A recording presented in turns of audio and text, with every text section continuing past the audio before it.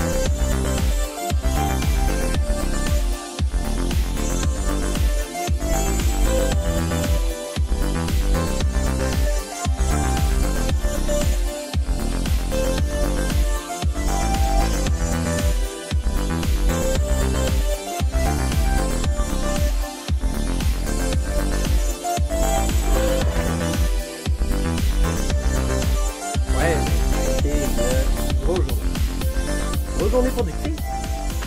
Hein? Hé là là! Ça a été long. J'ai commencé à faire les pochoirs, disons, mercredi passé. Là, on est dimanche. Pour faire chaque passage de deux couleurs sur la tête, j'ai mis entre 3 et 4 couches de noir. À un moment donné, je ne sais pas pourquoi, peut-être j'avais mis trop de noir. En enlevant le pochoir, il y a beaucoup de zones de noir qui sont parties. Le gris, ça a bien été, mais quand j'enlevais le pochoir... Donc, j'ai eu beaucoup de retouches à faire. Il y a même un côté qui est plate que justement, il y a une section une section du noir qui s'est enlevée, que c'était le carré de registre d'un des pochoirs, ce qui fait que j'étais aligné comme il faut en bas, puis d'en haut, j'étais allé au mieux que je pouvais. Puis malheureusement, j'étais décalé d'une petite affaire. Fait qu'il a fallu que je fasse quand même beaucoup de retouches pour redresser le rouge, pour qu'il soit bien aligné sur le... Ça fait que, ouais, une chance qu'il n'y avait pas beaucoup de rouge. Une chance, ça a sauvé la donne parce que je ne pouvais pas l'enlever. Puis, alors, c'est pas ce côté-là d'ailleurs, c'est l'autre. Et puis, bref, j'ai terminé toute la job de pochoir. Comme vous l'avez vu, j'ai assemblé les PCB, j'ai nettoyé le fond. Ça avait une couche de nicotine, de cigarette incroyable. le panneau blanc me l'avait déjà laissé présager, mais ça l'était encore plus vrai sur... ben, en fait, plus vrai, c'était tout aussi vrai sur les panneaux de métal. C'est fou comment ça rentre partout, là, ça allait jusqu'en dessous des bords. Bref, c'était une belle zone de fumeur dans cette, où est-ce que cette machine-là était en opération. Là, j'ai refait toutes les connexions. J'ai mis un petit casing de batterie sur le MPU avant. Ah, c'était l'enfer. Je ne peux pas croire que ça avait été fait de même. Je l'ai-tu gardé ou je l'ai jeté?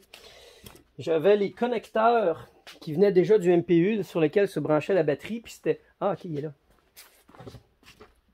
Fascinant, hein? Alors, c'est vraiment quelqu'un qui a pris des bornes de batterie 9 volts, qui a soudé ça sur des fils. Alors, c'était sa manière de mettre une batterie dans la machine. Alors, on va aller voir ça un peu plus précisément. Alors, j'ai mis le socket de batterie ici, un des fils rouges ici. À l'intérieur de la gaine, ici, il y a une diode avec la bande argentée qui va vers le MPU. On ne veut pas que le MPU envoie du jus, qui essaie de recharger les batteries, en fait. Le socket, je l'ai mis à un endroit où il n'y a pas de texte. Alors, je ne cache rien en ce moment, ne vous inquiétez pas. Inquiétez pas. Il me reste à mettre des batteries, mais ça va aller pour plus tard. Pour l'instant, je dirais que je suis prêt à mettre le jus dans la machine. Le nouveau Solenoid Driver Board, qui, j'espère, va régler le problème d'afficheur parce que les afficheurs ne marchaient plus dans la machine. Et ça, là, c'est vraiment faire plaisir à votre machine que d'acheter ça. Ça la bétonifie. Alors, j'espère qu'il ne me causera pas de problème. Sinon, ben, il n'est pas supposé, là. Après ça, le soundboard ici, l'auxiliary board, tout a été réinstallé. Fil de ground, à ne pas oublier, hein, le ground braid ici, qu'il ne faut pas oublier de mettre. J'ai peinturé quand même l'intérieur de la caisse, ça fait beaucoup plus propre, c'est plus facile à nettoyer. Donc, le panneau, comme on se rappelle, qui est maintenant d'un blanc franchement éclatant. Tout est installé, tout a été nettoyé, chaque petite pièce de métal et le bac-glace qui peut maintenant prendre place, voilà, dans la machine. Et on a enfin, pour la première fois, une vision complète de la machine. Et évidemment, je ne mettrai pas la vitre tout de suite. D'ailleurs, là, j'ai refermé ça, mais pour le premier démarrage, je veux voir ce qui se passe dans la tête. J'espère qu'on va avoir 7 beaux petits clignotements sur le MPU ici. Pour qu'au moins on ait un bon démarrage, mais c'est pratiquement impossible, comme je dis à chaque fois, qu'il n'y ait aucun problème dans la game. Alors, allez à YACTS, on met la bille, on met le contact. Je ne sais pas si l'interrupteur est à on ou off. C'est connecté, on met le jus. 1, 2, 3, 4, 5, 6, 7. Oh yes. Oh yes. Oh que oui. On a de la vie. On a de la lumière. Que c'est cool. La misère est quoi? Alors on va voir si on ajoute un crédit. Il me semble que la petite... OK. On appuie sur Start.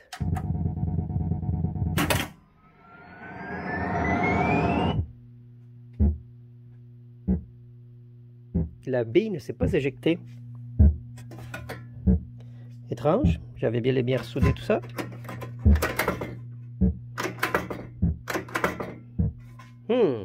Premier problème. Yeah! Les fameux cols qui ne s'éjectent pas. On a des afficheurs. C'est cool. Ah, tiens. J'ai de quoi qui c'est? Ok, j'ai sûrement une switch de pop target ici qui est beaucoup trop sensible. Qui fait en sorte qu'elle s'active tout seul. Celle-ci ne l'est pas assez.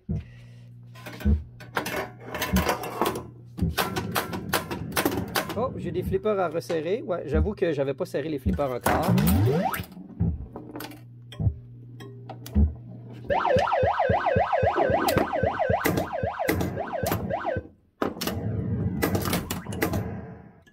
Alors, on va tout de suite faire des ajustements. On va serrer les flippers, on va ajuster le pop bumper et on va essayer de comprendre pourquoi le truc ne s'éjecte pas ici. Ah ben pour l'éjecteur, ça va aller assez rondement parce que, voyez-vous, quand le playfield était sur la rôtisserie, au moment de tout réinstaller, je n'étais pas en mesure de mettre la switch qui va juste ici. Donc, celle-là, qui fait en fin de compte la détection de flipper. Et j'avais pas accès non plus pour aller ressouder les fils sur le solénoïde parce que j'avais la braquette de métal de ma rôtisserie. Donc quand j'ai mis le Playfield, j'ai fait plein de toutes les petites révisions qui me restaient à faire d'un côté, mais j'avais oublié celui-là. Donc ça va bien aller. On regarde ce que ça donne. Pour ce qui est des pop bumpers, je ne sais pas si vous vous rappelez, mais à un moment donné, il avait fallu que je remette une diode puis un condensateur sur la switch pour éviter, parce que les autres d'origine étaient cassés. Puis même ça a été changé. Je pense que d'origine, en fait, c'est ces deux valeurs-là de diode et de condensateur qui sont là. Alors, je crois que c'est mes valeurs de diode et de condensateur qui sont pas bonnes, qui fait une activation sporadique du pop bumper. Je vais revérifier au cas où. J'aimerais ça voir surtout si j'ai les bonnes pièces en main. Je fais un dernier boot pour la capsule actuellement. Et je reste quand même pris avec quelques bugs que je chercherai à régler plus tard. Pour l'instant, ce que j'ai, c'est surtout ces deux pop bumpers-là qui vont s'activer de manière aléatoire. Celui-ci, je l'ai carrément dessoudé pour ne pas le réactiver. C'était vraiment le plus sensible des deux. Celui-là le fait de manière plus intermittente, mais il faut quand même le régler. Quand on part une game, je me rends compte, entre autres, que j'ai le Q12 qui s'active de manière aléatoire, qui est lié, entre autres, au Auxiliary Lamp Driver. J'ai l'impression que le Auxiliary Lamp Driver a un bug. C'est peut-être dans une chip ou je sais pas quoi, mais j'ai du pointage associé au pop bumper. J'ai du 100 points qui s'accumule de manière régulière. Il me manque du chase light. Ah, tiens, ok. Il me manquait du chase light tantôt. Et là, je l'ai tout. OK. Faut dire que j'ai replacé les connecteurs. Alors, si on est chanceux, ça va simplement être un problème de connecteur. Mais en ce moment, si je démarre une game, bon, le problème d'éjection de billes, celui-là, il est réglé.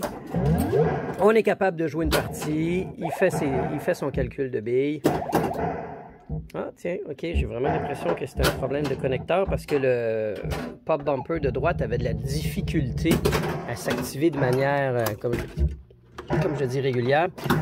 Fait que voyons voir pour le fun. Ah. Vous entendez les petits pow pow pow? C'est pas normal ça. C'est pas supposé faire pow pow de même, de façon. Ouais. Ça, là, ce 100 points-là, c'est associé aux 100 points des pop bumpers.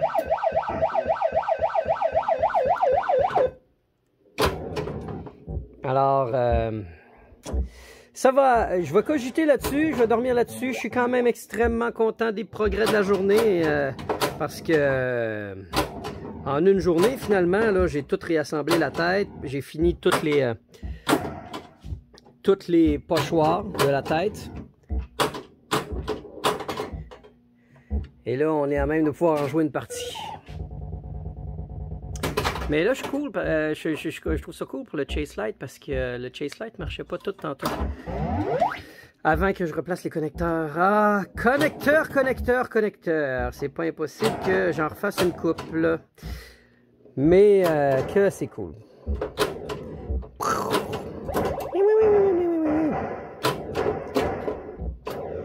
Parce que sinon, comme vous pouvez le constater, le reste fonctionne quand même bien.